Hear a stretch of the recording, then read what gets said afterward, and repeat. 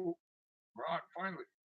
I've been waiting. And I had a problem with my other readings, my own stuff the other night, where it was, I don't know, an hour or so, hour and 10 minutes of stuff missing, but it's in my cache. I have to reconstruct it. I didn't shut this down because I had too many tabs open and this was loading. So, but I like doing it live. It gives me a sense of live, So I bought this for cheap at the Baker's Books in Hope. So anybody traveling to Highway 1, Highway 3, Highway 5, stop and Hope. You want a nice set of books to look at. They have all kinds of interesting stuff for cheap. Everything's $2. I just opened it at random. Okay, that's all I'm doing today. I didn't bother tying my hair now. Premonition. It was a year ago, and the moon was bright. Oh, I remember so well, so well. I walked with my love in a sea of light, and the voice of my sweet was a silver bell. And sudden the moon grew strangely dull, and sudden my love gave me wing. I licked on the face, I licked her skull. I strained my heart, the ghastly thing. 'Twas but fantasy, for my love lay still in my arms with her tender eyes aglow, and she wondered why my lips were chill, why I was silent and kissed her so. A year had gone, and the moon was bright. I give us moon, like a ghost of woe. I sit by a new made grave tonight, and my heart is broken. It's strange, we tramped. Can you recall, dear comrade, when we tramped God's land together and we sang the old earth song? For our youth was very sweet when we drank and fought and lusted, and we mocked at tie and tether along the road to anywhere the wide world at our feet. Along the road to anywhere when each day had its story, when time was yet our vassal, and life's jest was still unstale, when peace unfathomed filled our hearts as days began for glory. Along the road to anywhere we watched the sunsets pale. Alas, the road to anywhere is pitfalled with disaster. There's hunger, want, weariness, yet oh, we loved it so. And on we tramped exultantly, and no man was our master, and no man guessed what dreams were ours. As swinging heel and toe, we tramped the road to anywhere, the magic road to anywhere, the tragic road to anywhere. Such dear, dim years ago. L'envoi, the sending message. You who have lived in the land, you who have trusted the trail, you who are strong to withstand, you are swift to you who are swift to assail.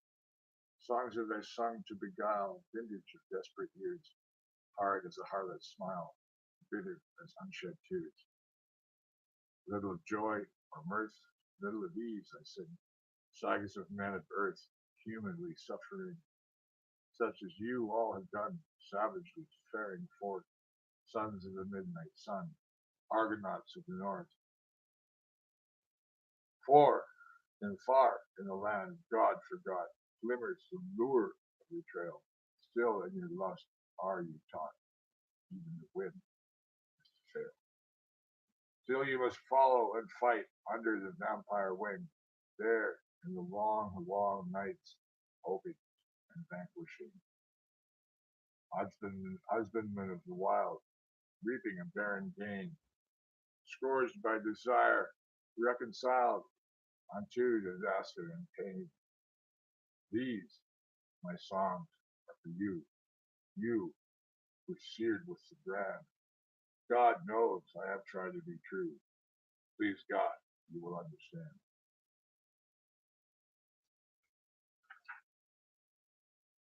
So that was the ending of which collection?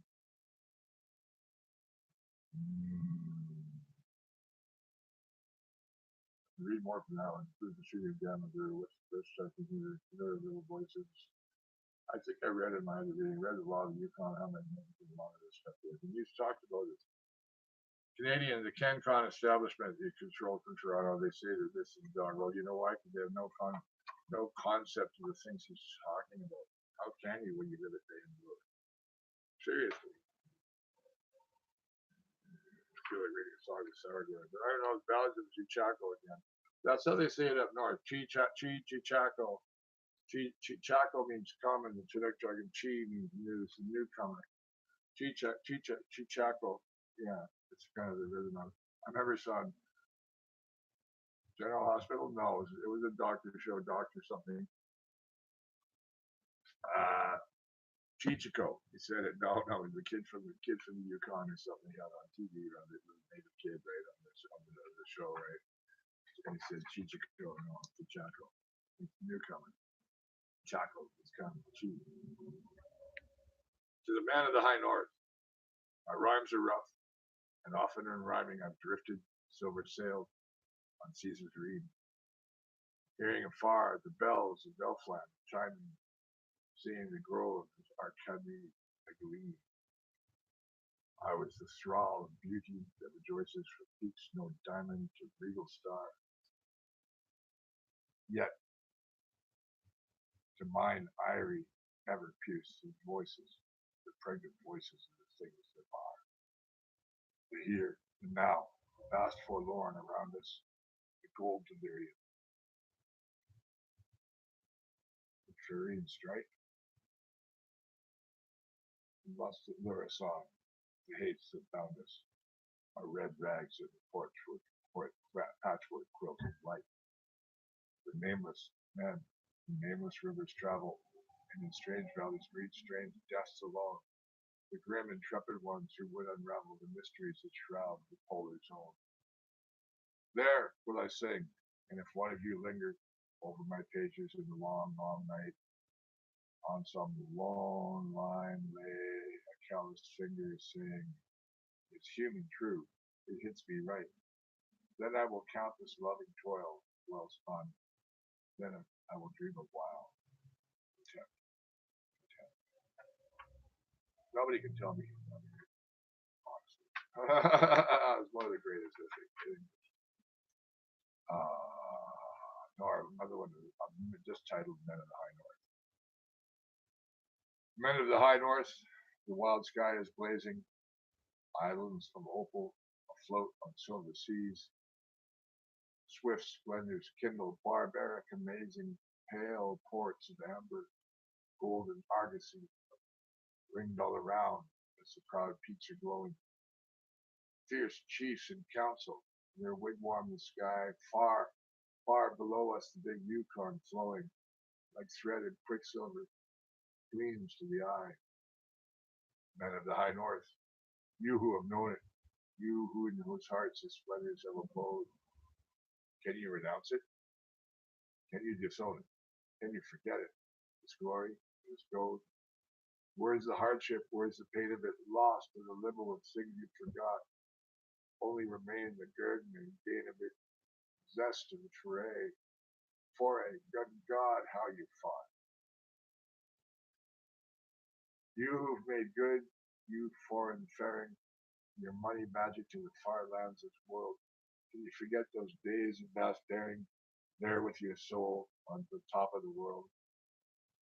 Nights where no peril could keep you awake on spruce boughs you spread for your couch in the snow. Taste all your feasts like the beads of the bacon fried at the campfire at 40 below. Can you remember your huskies all going, barking with joy in the brushes of the air? You and your parka, glad-eyed and glowing, monarch, your subjects the wolf and the bear. Monarch, your kingdom, unravished and gleaming, mountains your throne, a river, your car, crash of a boombox to rouse you from dreaming. Forget your couch, your candle, a star. Forest your couch, and your candle, a star. You who have this faint day the high north is luring, unto her vastness, taintless and sweet. You who are steel-braced, straight-lipped, enduring, dreadless in anger and dire in defeat, honor the high north ever and ever, whether she crowns you or whether she slay. Suffer her fury, cherish and love her. He who would rule, he must learn to obey. Men of the high north, fierce mountains lucky, proud rivers leap when you ride on their breast. See, the austere sky, pensive above you, dons all her jewels to smile on your rest. Children of freedom, scornful of frontiers, we who are weaklings honor your work. Lords of the wilderness, princes and pioneers, let's have a rouse that will ring round the earth. Might as well show you the page, and I'll try to hold it steady so you get a good view of it. You can freeze that frame, read it yourself if you want. I like reading this stuff. It's very dramatic, you know. It's narrative verse.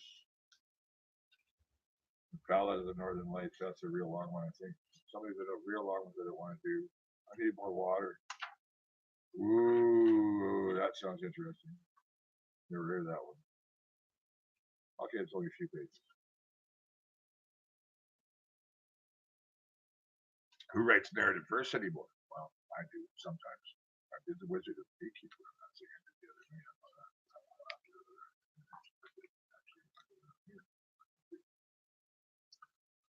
The Ballad of the Black Fox Skin.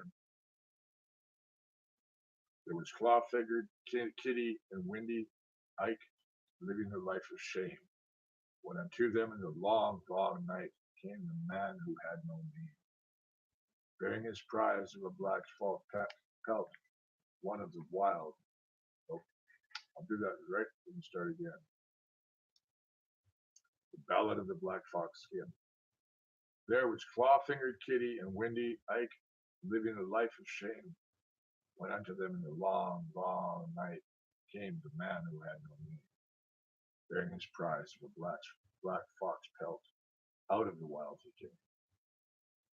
His cheeks were blanched as the flume-fed foam when the brown spring freshets flow. Deep in their dark, sin-calcined pits were his somber eyes aglow. They knew him for this fitful man who spat forth blood on the snow. Did you ever see such a skin, quoth he? There's naught in the world so fine, such fullness of fur as black as the night, such luster, such size, such shine. It's life to a one-lunged man like me, it's London, it's woman, it's wine. The Moorsides call it the devil fox, it swore that no man could kill it, thus he who hunted it sooner or late must surely suffer some ill, but I laughed at them in their own squaw tales. Ah, I'm laughing still. For look ye, the skin, as smooth as sin and black as the core of the pit, by gun or by trap, whatever the hap, I swore I would capture it.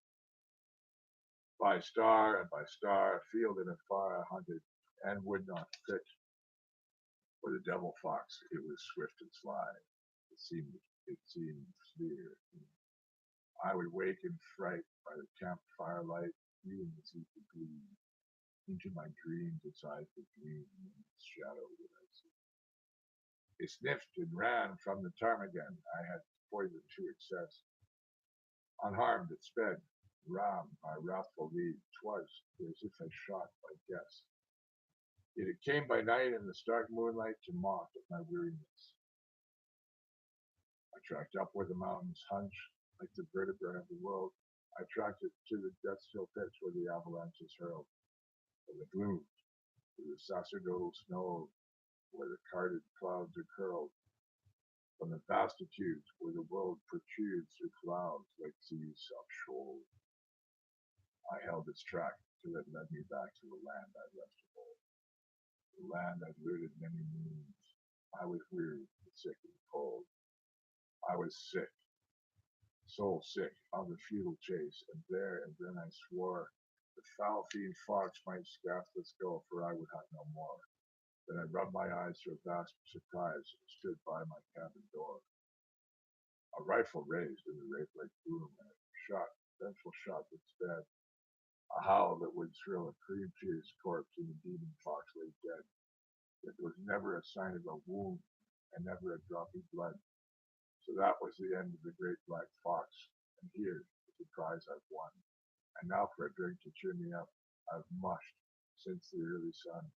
We'll drink a toast to the sorry ghost of the fox, with grace, with run. And claw-fingered Kitty and Windy Ike Bad is the worst were they. In their roadhouse down by the river trail, they waited and watched for the prey. With wine and song, they enjoyed all night long. They swept like swine by day. But things were done in the midnight sun that no tongue will ever tell. And the men there who walk earth free, but whose names are writ in hell. And writ in flames were the guilty names of Fournier and Labelle. Put not your trust in a poke of dust, when ye sleep the sleep of sin, for there be those who would rob your clothes ere yet the dawn comes in, and a prize likewise in a woman's wise is the peerless black fox skin. Put your faith in the mountain cat if you lie within his lair. Trust the fangs of the mother wolf, the claws of the lead-ripped bear. But oh, of the wiles and the gold-toothed smiles of a dance-hall wench, beware. Wherefore it was beyond all laws that lusts of men restrained, a man drank deep and sank to sleep, never to wake again. And the Yukon swallowed through a hole the cold corpse of the slain. The black fox skin, the shadow cast from the roof nigh to the floor, and sleek it seemed, and soft it gleamed, and the woman stroked it o'er. And the man stood by with a brooding eye, and gnashed his teeth and swore. When thieves and thugs fall out and fight, there's fell arrears to pay, and sooner or late the sin meets his fate. And so it fell one day that claw-fingered Kitty and Windy fanged up like dogs at bay. The skin is mine, all mine, she cried. I did the deed alone. It's share and share alike with a guilt pair, he hissed in a pregnant tone. And so they snarled like Malamutes over a milk-hued bone, and so they fought by fear untaught, till haply it befell one dawn of day she slipped away to Dawson town to sell the fruit of sin, the black fox skin that had made their lives a hell. She slipped away, but still he lay. She clutched the wondrous fur. Her pulses beat, her foot was fleet, her fear was a spur. She laughed with glee. She did not see him rise and follow her. The bluffs uproar and grimly peer far over Dawson town. They see its lights ablaze o' nights, and harshly they look down. They mock the plan, plot of band with grim iconic crown. The trail was sweet, steep, was at the time when swiftly sinks the snow, all honeycombed. The river ice was rotting down below. The river chafed beneath its rind with many a mighty throw, and up the swift and oozy drift a woman climbed in fear, clutching to her a black fox fur as if she held it dear. And hard she pressed it to her breast that Windy Ike drew near. She made no moan, her heart was stone. She read his smiling face, and like a dream flashed all her life's dark horror and disgrace. A moment only, with a snarl he hurled her into space. She rolled for nigh 100 feet. She bounded like a ball from crag to crag. She caromed down through snow and timber fall. A hole gaped in the river ice. The splash flit, the spray flashed. That was all. A bird sang to the joy of spring, so piercing sweet and trail, and blinding bright the land was bright in day, and glittering in the mail. And truth was wondrous black fox skin, and man slid down the trail. And truth was a man. Why did that last line go? I got to do that again. I said it all of a sudden. And with a wondrous black fox skin, a man slid down the trail. A wedge-faced man there was who ran along the river bank.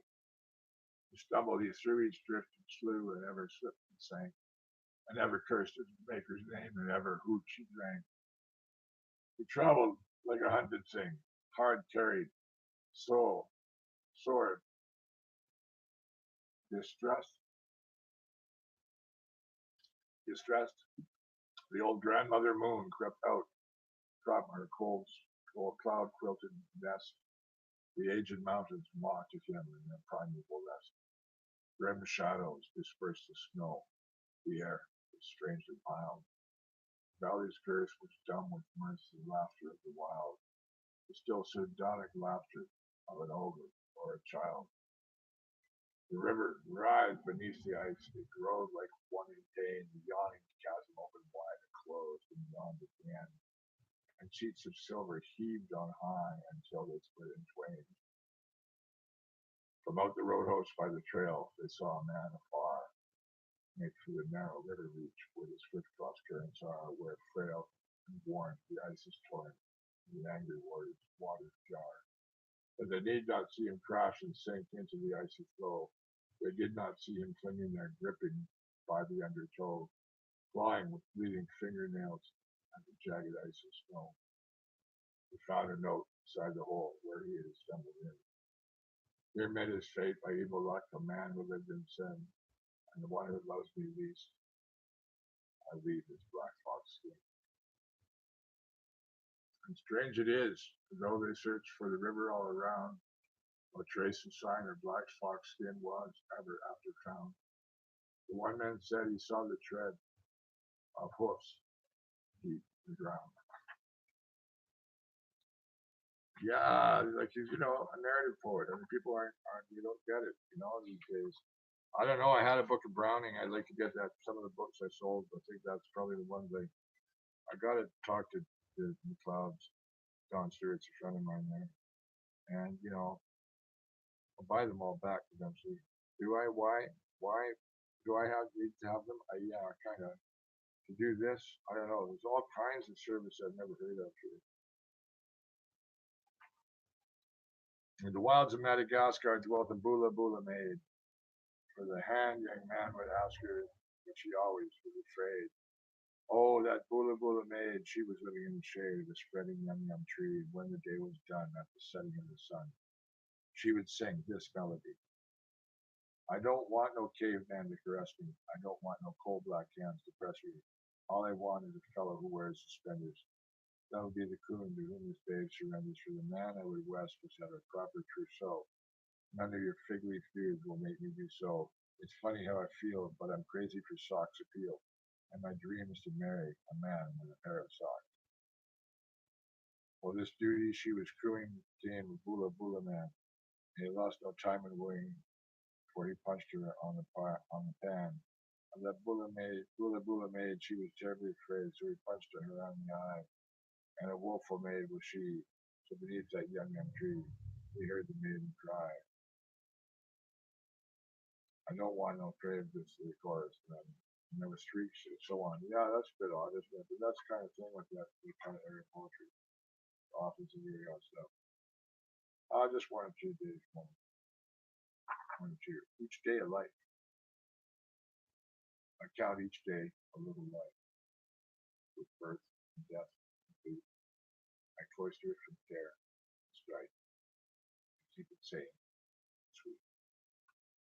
With eager eyes, exultant as a boy, knowing that I am really born to wonder, to joy.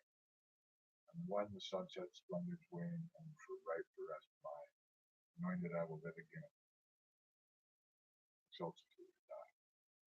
Oh, that all life were but a day, sunny and sweet and sane, even that at even I might say, I sleep to wake again.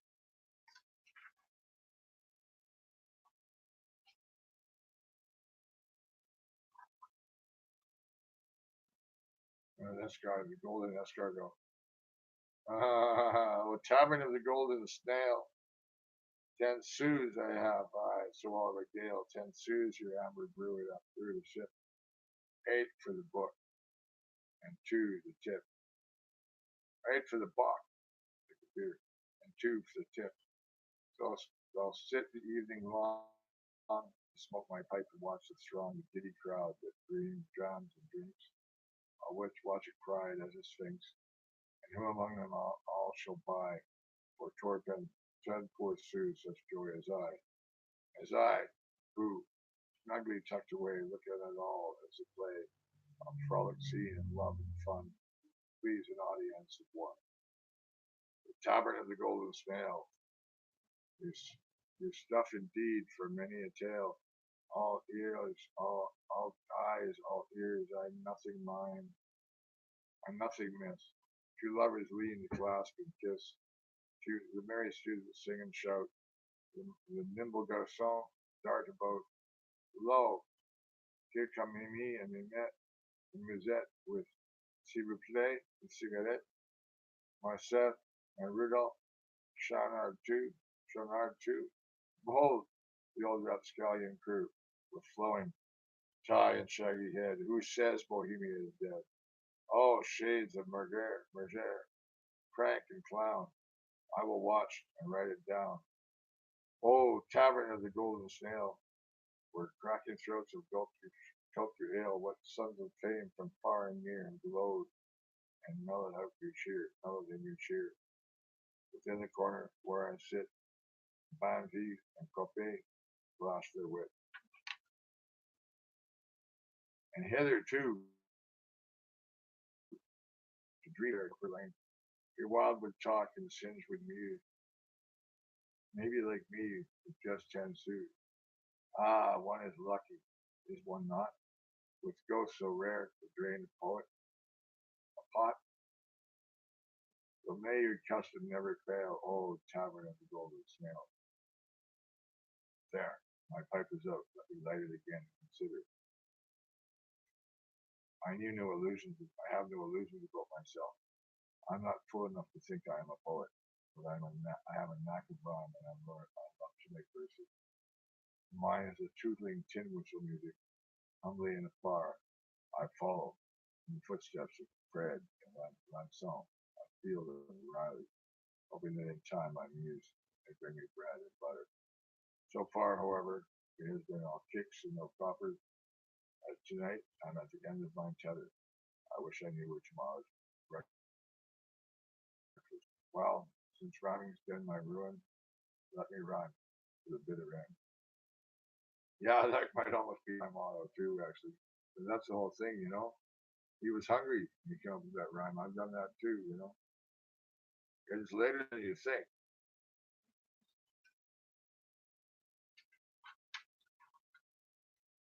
Yeah, these must be his Paris poems, I'm thinking.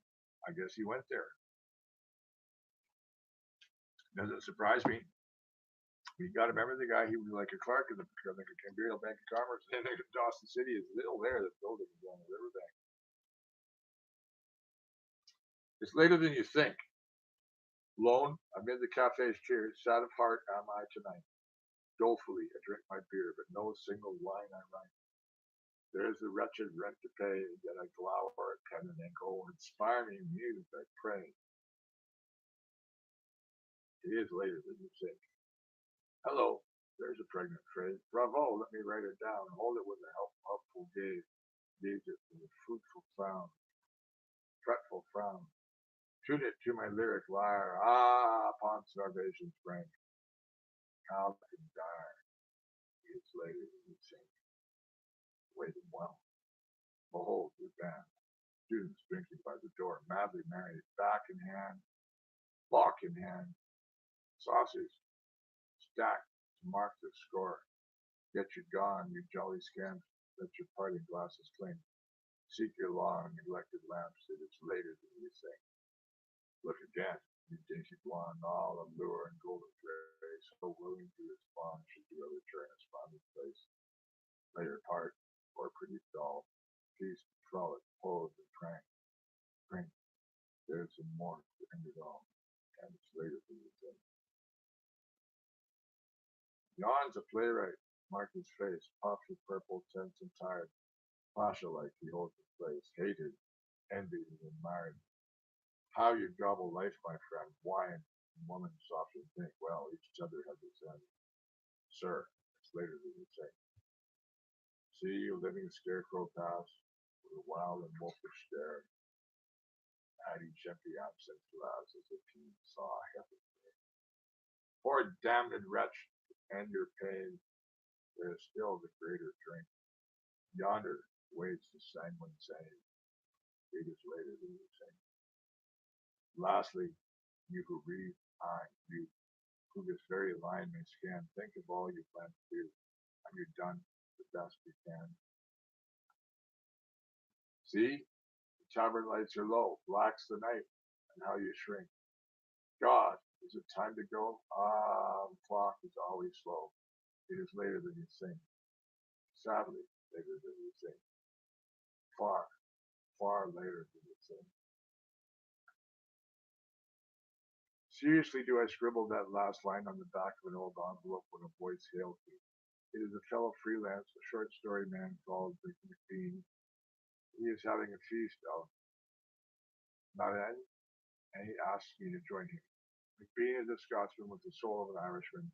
He has a keen, lean, spectacled face. If it were not for his gray hair, he might be taken for a student of theology. However, there is nothing of the Puritan in McBean. He loves wine and woman, and money melts in his fingers. He has lived so long in the quarter, he looks at life from the Parisian angle. His knowledge of literature is such that he might be a professor, who would rather be a vagabond of letters. We talk shop. We discuss the American short story, but McLean rather, vowed to do the things better in France. He says that some of the contes printed every day in the journal are worthy of Maupassant. After that, he buys more beer, and we roam airily over the fields of literature, plucking here and there a blossom of quotation. A fine talk, vivid and eager. It puts me in a kind of glow. McBean pays half the bill with a handful of big notes, and the thought of my own empty pockets for a moment grabs me. However, when we rise to go, it is well after midnight, and I'm in a pleasant daze. The rest of the evening may be summed up by the following jingle. Knock that boom. Zoot! It's 2 o'clock. See? The lights are jumping. Finish up your block. Time we all were humping. Waiters stacked chairs, piled them on the tables, led us to our lairs underneath the gables. Up the old Bull Mish climb with steps erratic, steady, how I wish I was in my attic. Fall am I with cheer, in my heart the joy stirred. It couldn't be the beer, must have been the waisters. In obscene array, garbage cans spill over. How I wish that they smelled as sweet as clover. Sharing women wait, cafes drop their shutters, rats perambulate up and down the gutters. Down the darkened street, market carts are creeping, horse with weary feet, red-faced drivers sleeping. Loads of vivid greens, carrots, leeks, potatoes, cabbages and beans, turnips and tomatoes. A pair of dapper chaps, cigarettes and sashes stare at me, perhaps desperate, attaché. Needn't bother me, jolly well, you know it. Parce que je suis quartier latin poète. You be villanelle, madrigals and lyrics, ballade and rondelle, odes and panegyrics. Poet pinched and poor, pricked by cold and hunger, troubles troubadour, misery's ballad monger. Think how queer it is, every move I'm making, cosmic gravity's center I am shaking. Oh, how droll to feel, as now I am feeling, even as I read, all the world is reeling. Even as I reel, all the world is reeling. Reeling too, the stars, Neptune and Uranus, Jupiter and Mars, Mercury and Venus, suns and moons with me, I'm homeward straying, all in sympathy, swaying, swaying, swaying. Lord, I've got a head. Well, it's not surprising. I must be in my bed ere the moon be rising. When the merry lark in the sky is soaring, I'll refuse to hark, I'll be snoring, snoring. Strike a sulphur match. Ha! At last, my garret. Bubble at the latch, close the door and bar it. Bed, you graciously wait, despite my scorning. So, vivaciously, mad old world, good morning. I must have had a wild time in Paris. I won't go on, but that's a wild chapter. What is that called, that chapter? What is that? I'm going to look in the read about that. Where in the index is that called? I've never read any of that stuff by him before. That's just Simon Paris. What the hell is that called?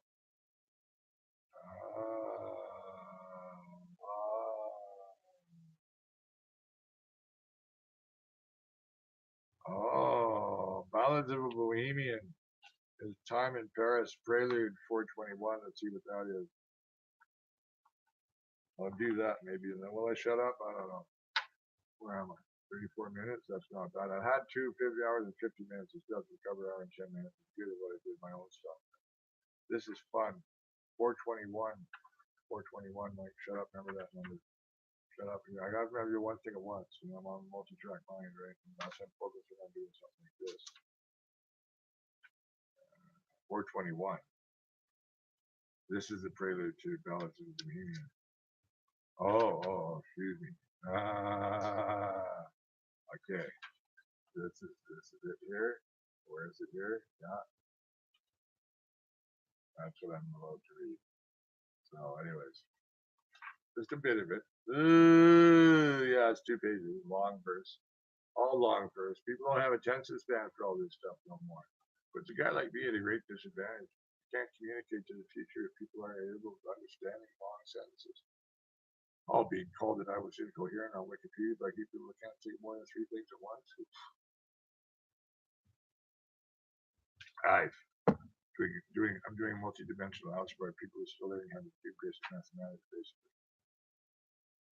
I know that sounds arrogant. God, that sounds arrogant. It's just a statement of fact. Anyway, prelude to Ballads of Bohemian.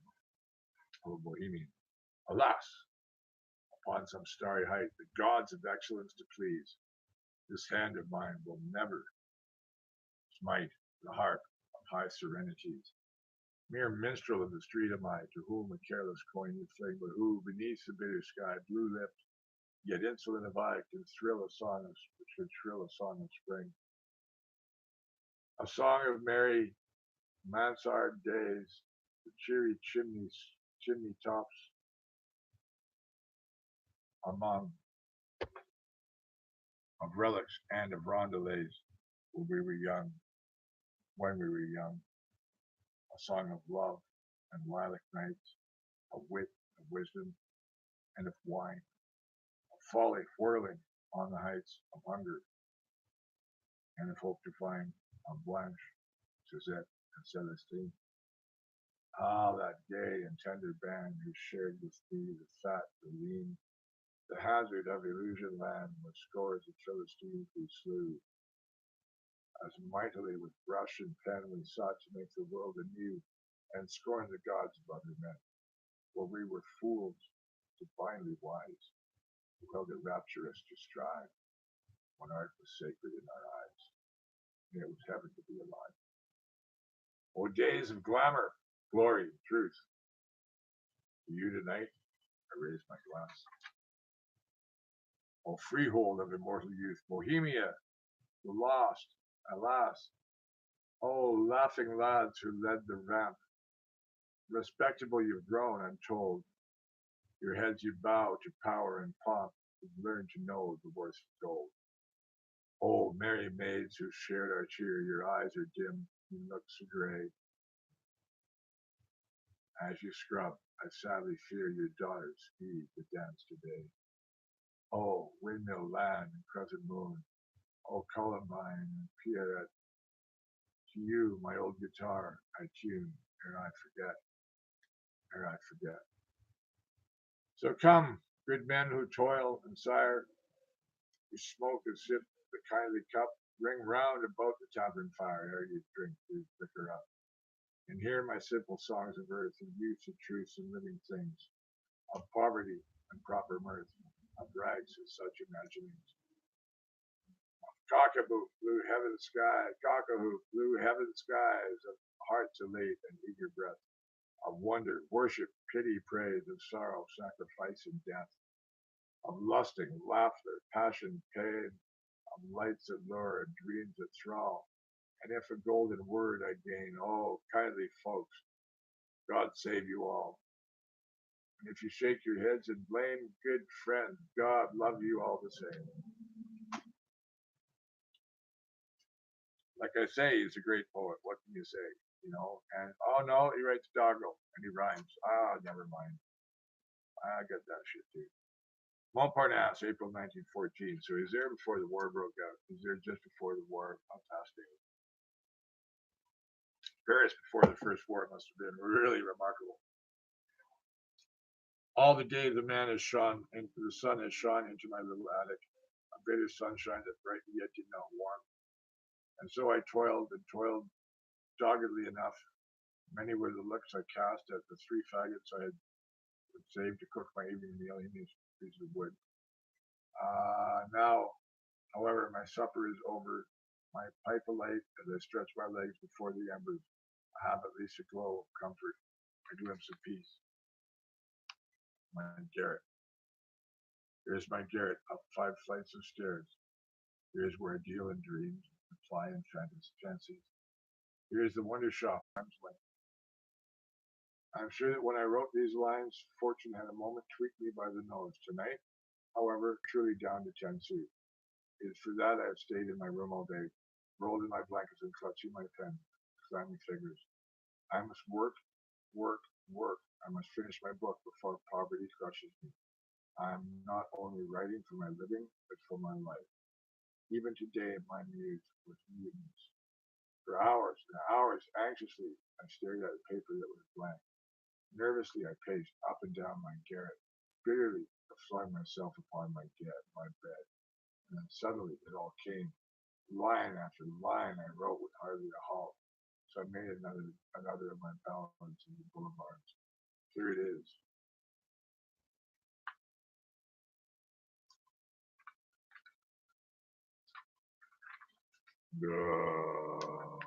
Julot de Pachi. I'll do that another night.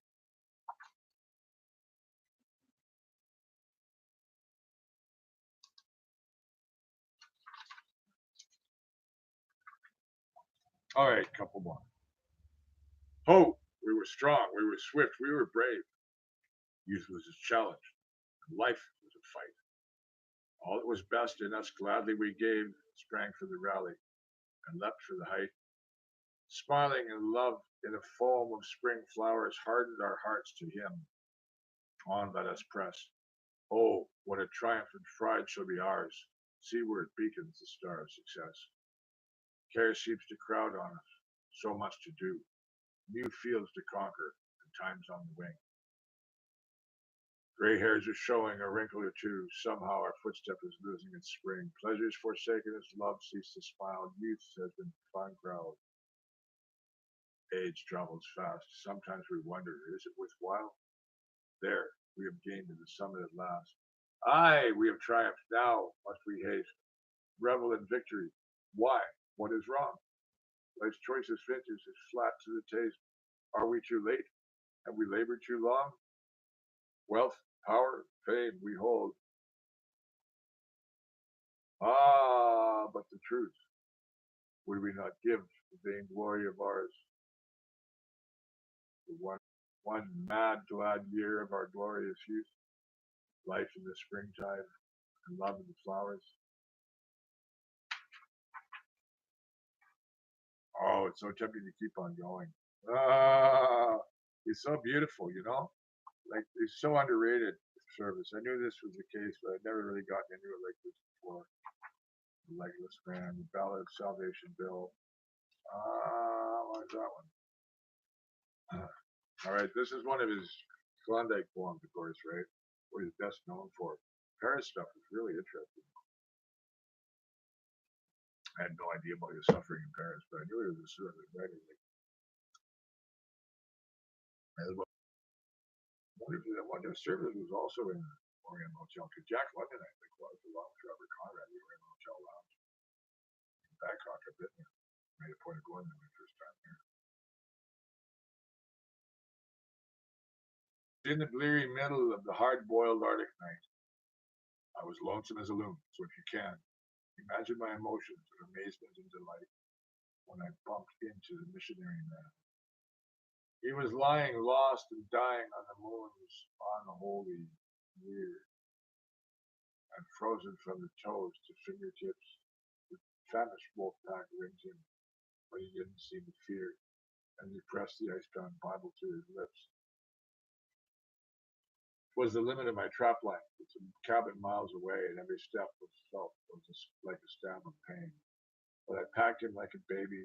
I nursed him night and day, till I got it back to health and strength again. So there we were, benighted in the shadow of the pole. He might have proved a priceless little pard. He hadn't got to worry about my blessed soul and quote me the Bible by the yard. His Bible by the yard. Yeah, there was I, a husky guy whose god was nicotine, with a coffin nail, a fixture in my mug. I rolled it in the pages of a pulpwood magazine and hacked it with my jackknife from the plug. For, oh no, the bliss and glow that good tobacco means. Just live among the everlasting ice. So judge my horror when I found my stock of magazines was chewed into chowder by the mice. A woeful week went by, and not a single pill I had to me that would smoke my 40 in a day. I sighed, I swore, I strode the floor, I felt I would go mad. The gospel plugger watched me in dismay. The brow was wet, my teeth were set, my nerves were rasping raw, and yet that preacher couldn't understand. So with despair I wrestled there, and then suddenly I saw the volume he was holding in his hand.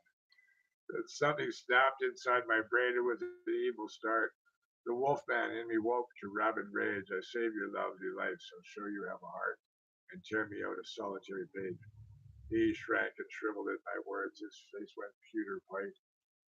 'Twas just as if I'd handled him a blow. And then he seemed to swell and grow to heaven's height. And in a voice that rang, he answered, "No." I grabbed my loaded rifle and then jabbed it to his chest. "Come on, you shrimp, give up that book," says I. Well, sir, he was a parson, but he stuck up with the best. And for grit, I had to hand it to the guy. I should let you desecrate this. I should let you desecrate this holy word. He said, my soul would be eternally accursed. So go on, Bill. I'm ready. You can pump me full of lead and take it, but you've got to kill me first. So now I'm no fool assassin. I'm full of sinful ways, and I knew right there the fellow had me beat. But I felt the yellow mongrel in the glory of his gaze, and I flung my foolish firearm at his feet. Then wearily I turned away and dropped upon my back. And there I lay and blubbered like a kid. "Forgive me, pard," says I at last, "for acting like a skunk, but hide the blasted rifle," which he did. He also hid his Bible, which was maybe just as well, for the sight of all that paper gave me pain. And there were crimson moments when I felt I'd go to hell to have a single cigarette again, so I lay day after day and brooded dark and deep until one night I thought it ended all. Then rough, I roused the preacher where he was pretending sleep with his map of horror turned towards the wall. "See here, my pious pal, I've stood it long enough. Behold, I've mixed some strychnine in a cup, enough to kill a dozen men. Believe me, it's no bluff. Now watch me. I'm going to drink it up. You see me bludgeoned by despair through the better days and nights, and you'll never see me squirming until I die. And now you'll see me squirming as I die. You're not to blame. You played the game according to your lights. But how would Christ have played it? Well, goodbye." With that, I raised the deadly drink and led it to my lips. But he was on me with a tiger bound, and we locked and reeled and rocked with wild and wicked grips. Poison cup went crashing to the ground. "Don't do it, Bill," he madly shrieked. "Maybe I acted wrong. See, here's my Bible. Use it as you will. But promise me you'll read a little as you go along." "You do. Then take it, brother. Smoke your fill." So I did. I smoked and smoked from Genesis to Job. And so I smoked and read each blessed word. And when in the shadow of his bunk I heard him sigh and sob, and then a most peculiar thing occurred. I got to reading more and more, and smoking less and less, till just about the day his heart was broke. So I says, "Here, take it back, you lad. I've had enough, I guess. Your paper makes a mighty rotten smoke." So then and there, with plea and prayer, he wrestled for my soul. I was racked and ravaged by regrets, but God was good, for lo, next day there came the police patrol, with paper for 1,000 cigarettes. So now I'm Salvation Bill. I teach the living law. And ballyhoo, the Bible was the best. If the guy would listen, why, I socked him on the jaw, sitting on his chest. I haven't said that too well. Anyway, so yeah, the wonderful Robert Service. The Joy of Being Poor. It's long. Oh, painful. That's more Paris poetry. The Mourners. What's a famous one?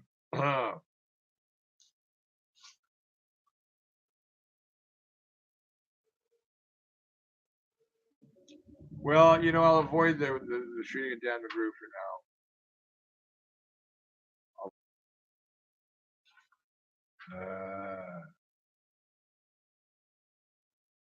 Moko, the educated ape, is here.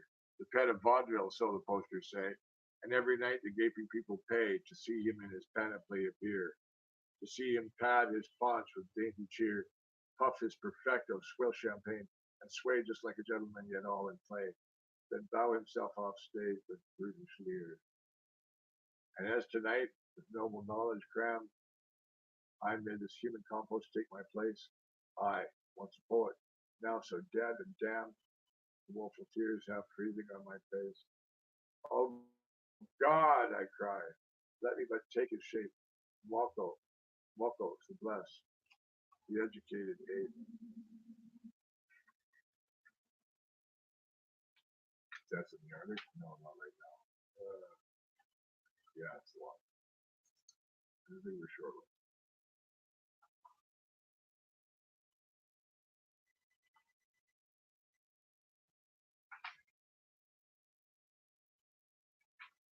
The skeptic. My father Christmas passed away when I was barely 7. At 21, a lack day, I lost my hope of heaven. Yet not in either lies the curse, the hell of its decay, because I don't know which lost hurt the word. My God, or Santa Claus. I'll save that one. I'll do that again. That's cool. My father Christmas passed away when I was barely 7. At 21, a lack of day, I lost my hope of heaven. Yet not in either lies the curse, the hell of its because I don't know which lost hurt the worst. My God, or Santa Claus.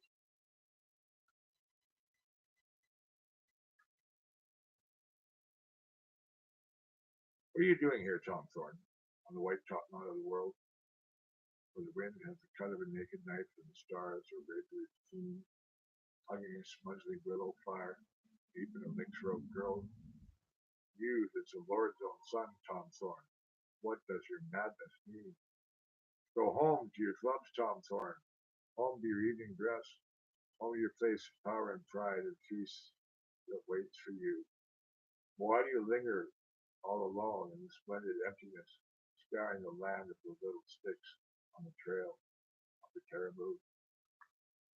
Why did you fall off the earth, Tom Thorne, out of the social camp? What did your deep damnation prove? What was your dark despair? Oh, with the width of a world between years to the count of 10. They cut your heart tonight, Tom Thorne. Her name will be graven there. And you fled afar for this thing called peace, and you thought you would find it here, in the purple tundras vastly spread, and the mountains whitely piled. It's a weary quest and a dreary quest, and I think that the end is near, for they say that the Lord has hidden it in the secret heart of the wild. And you know that a heart that few men know, and your highs are fey and deep, but there's something lost come welling back from the raw red dawn of life, with woe and pain and the greatly allaying, till out of the abysmal sleep the soul of the stone age leaps in you, alert for the ancient strife. And if you came to our feast again, with its pomp and glee and glow, you would think you would stone still, Tom Thorne, and see in a dazed dream a mad sun goading to frenzied flame the glittering gems of the snow, and a monster muskox bulking black against the blood-red gleam. I think you would see bird battling shores, and stammer and halt and stare, with a sudden sense of the frozen world serene and vast and chill, and the aching gleam an asher green, and the track of a great white bear, and the primal lust that surged in you as you sprang to make your kill. I think you would hear the bull moose call, and the blushing river roar. Spy, the hosts of the caribou shadow, the shining plain. feel the pulse of the silences, and stand elate once more on the verge of drowning vastitudes that call to you in vain. For I think you are one with the stars and the sun, and the wind and the wave, with you, and the peaks untrod that yearn to God, and the valleys undefiled. Men soar with wings, and they run with kings. But what is it all to you? Wise in the ways of the wilderness, and strong in the strength of the wild.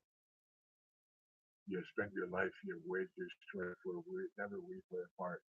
You have held the throne of the great unknown, you have ruled the kingdom vast.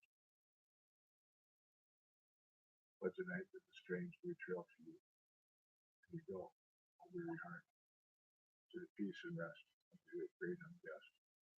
At last, Thorn, at last. So that would appear to be an epitaph for a friend of his. It's sad. That last bit is in italics. It's a salutation to the guy, Thorn. The junior god looked from his place to the conning towers of heaven. He saw the world through the span of space like a giant golf ball driven. And because he was bored, as some gods are, with high celestial mirth, he clutched the reins of a shooting star and he steered it down to earth. The junior god bid leaf and bud, passed on with a weary air, till lo, he came to a pool of mud, and some hogs were rolling there. And in he plunged with gleeful cries, and down he lay supine, for they had no mud in paradise, and they likewise had no swine. The junior god forgot himself, he squelched mud through his toes, with the careless joy of a wanton boy his reckless laughter rose, till tired at last, in a brook close by, he washed off every stain, then swiftly up to the radiant sky he rose, the god of being. The junior god now leads the roll and lifts of heaven's peers. He sits in the house of high control, he regulates the spheres. And does he wonder, do you suppose, if even in gods divine, the best and wisest may not be those who have swallowed a while with the swine?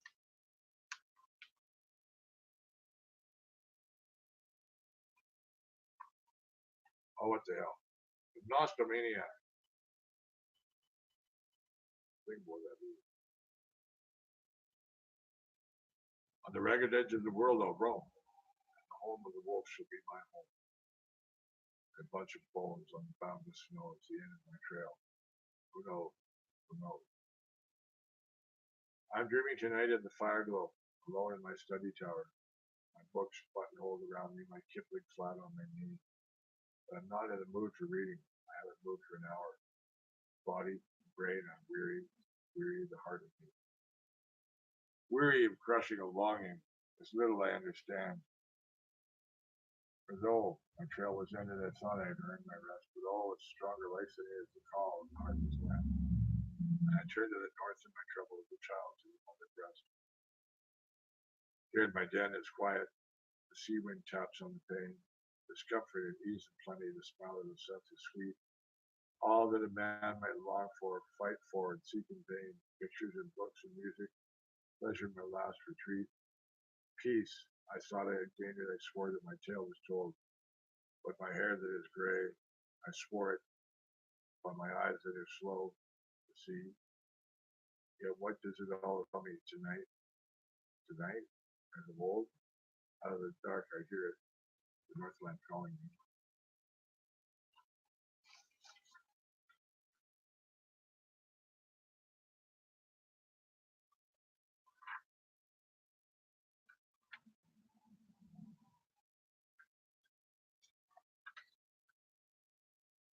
Oh, it goes on for a few more pages. Yes, I'll go back to the Northland, back to the way of the bears, back to the Muskegon Mountain, back to the ice leaguered sea.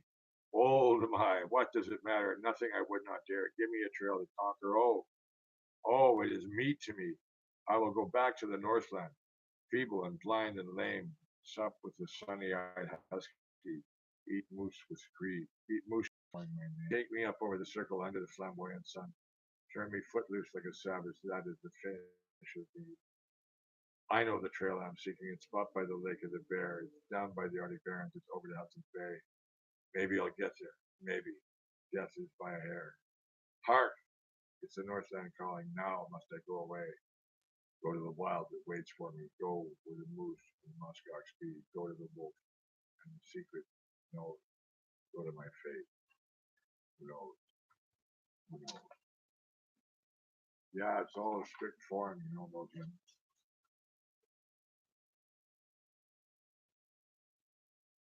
The blind and the dead.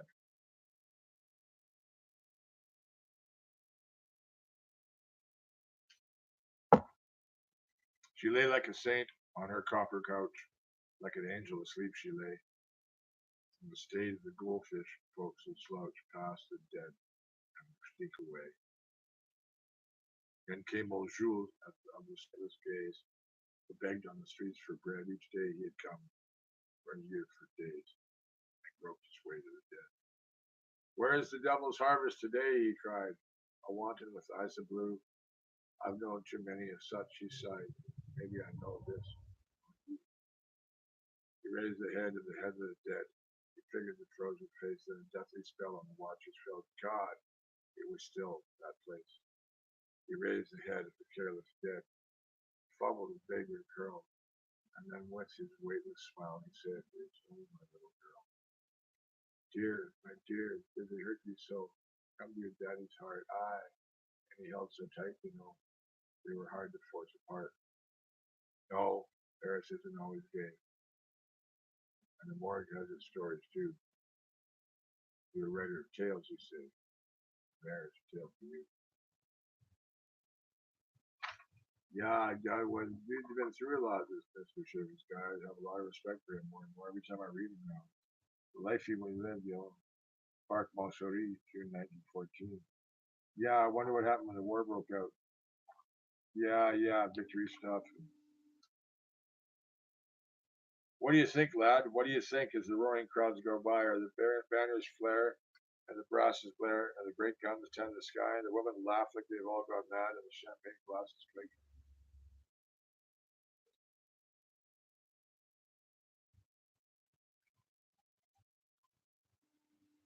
Keep on looking there when I should be looking there. Oh, you're gripping me hand so tightly, lad. I'm wondering, what do you think?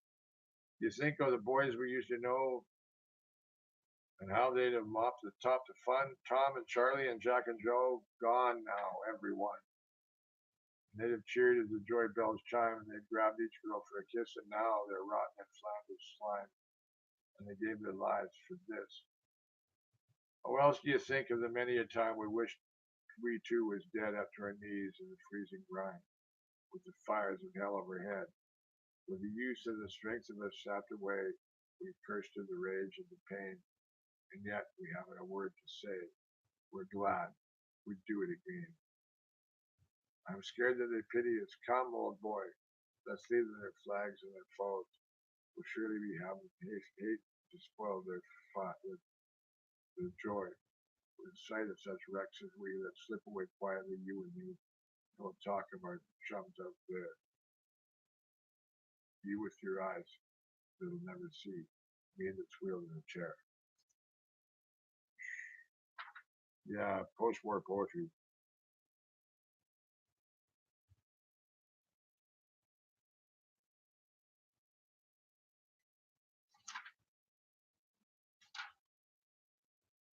Yeah, the Grand Boutil, there's the sightless man, the legless man. What's this third one?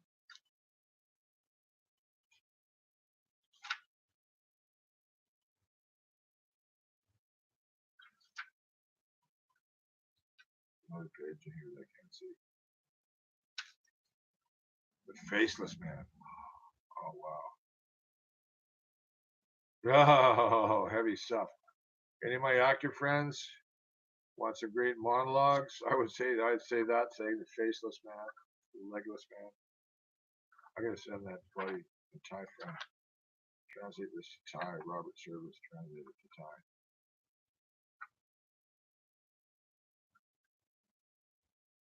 The Ballad of Lenin's Tomb.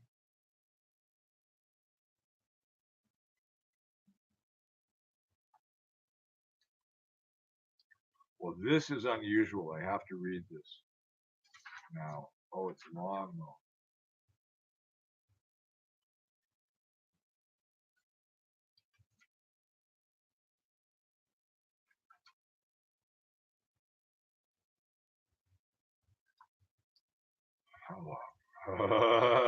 Sounds really interesting.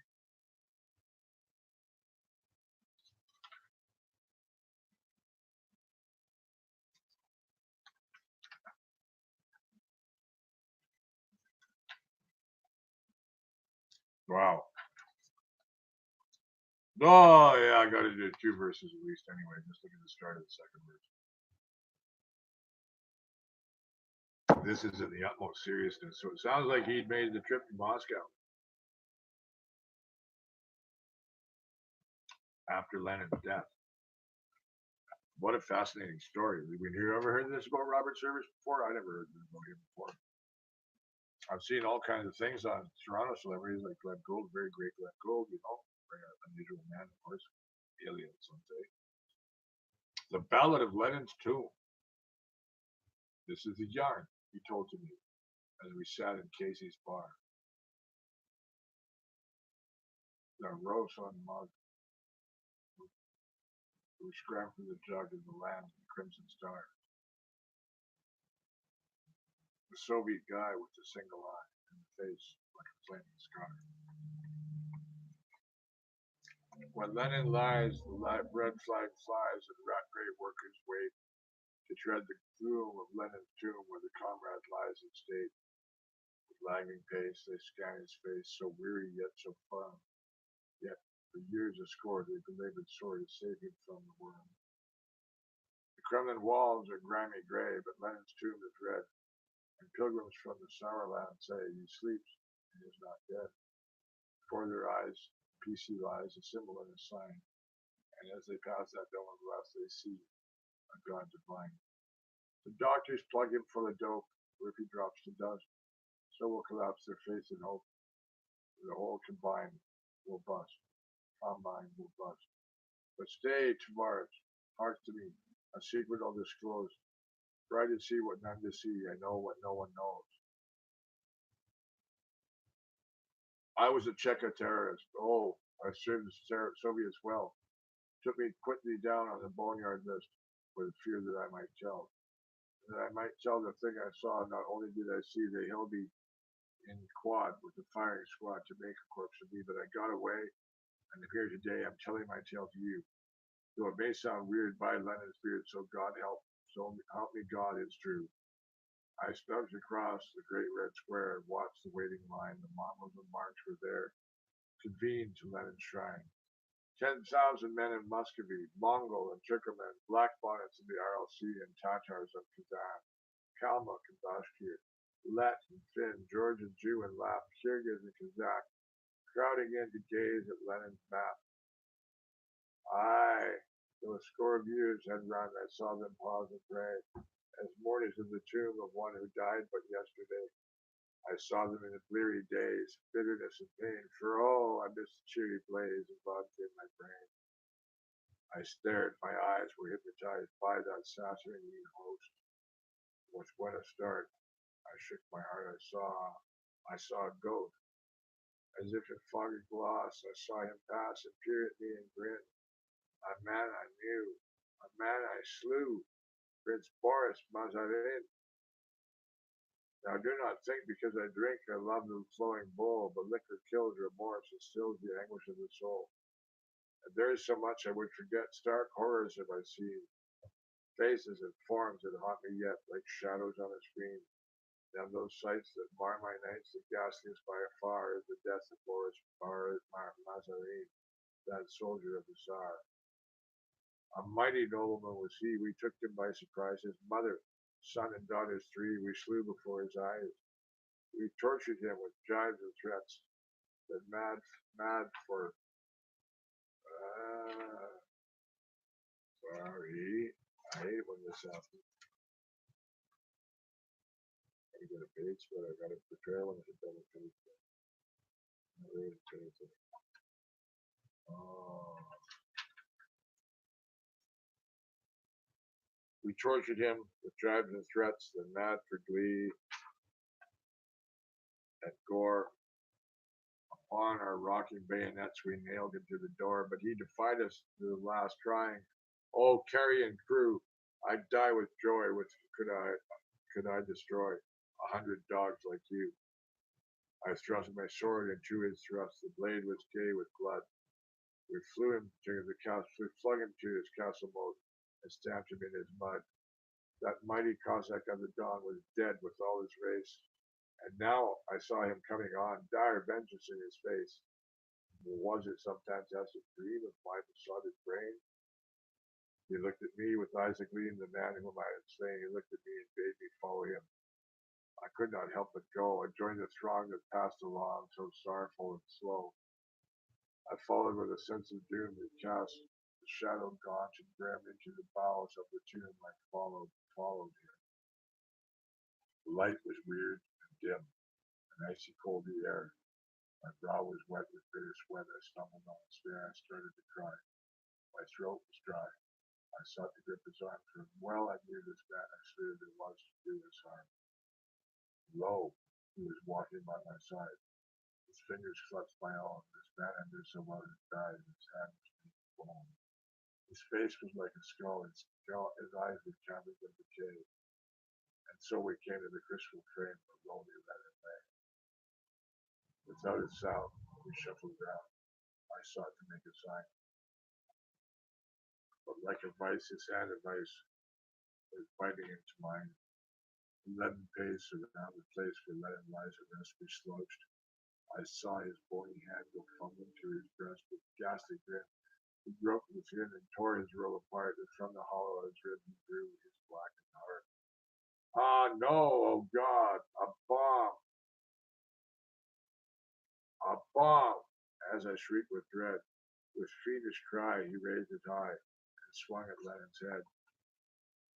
Oh, I was blinded by the flash and deafened by the roar and the mess of bloody mash. I wallowed on the floor.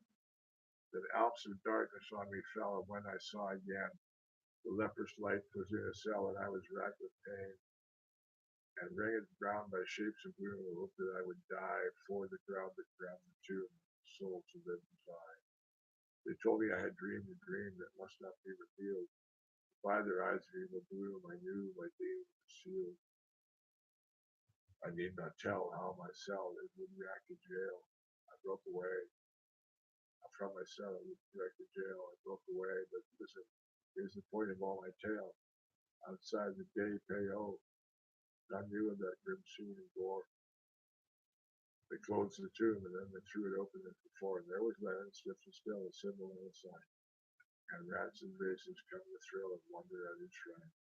And hold the thought, if Lenin rot, the Soviets will decay. For there he sleeps in calm, will keep his watch and ward his eye.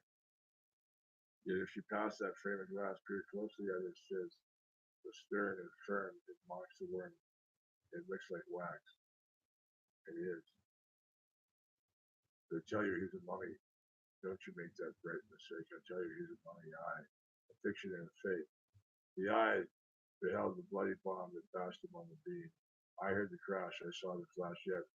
There he lies serene. By the roar that rocked the tomb, I asked, how could that be?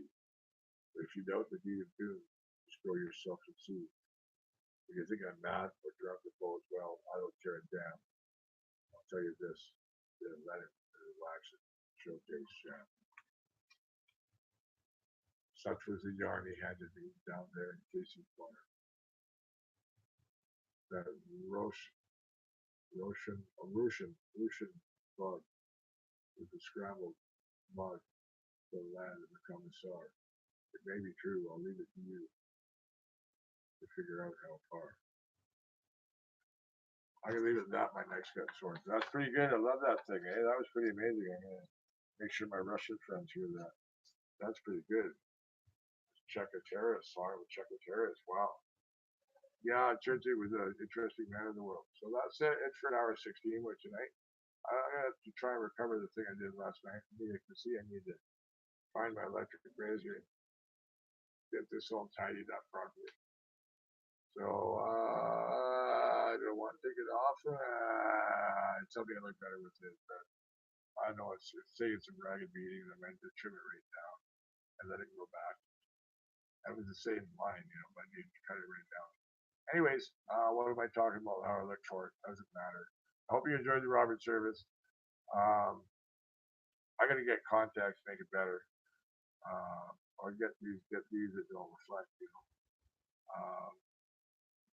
get my camera set up, get better miking and so on. But yeah, I like doing this. I'm going to do more of my own, but I got other stuff to try and get done yet.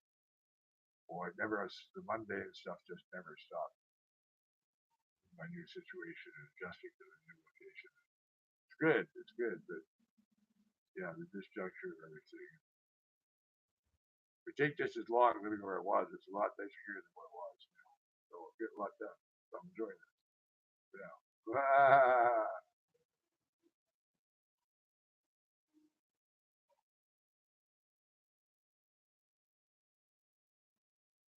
Oh, excuse me.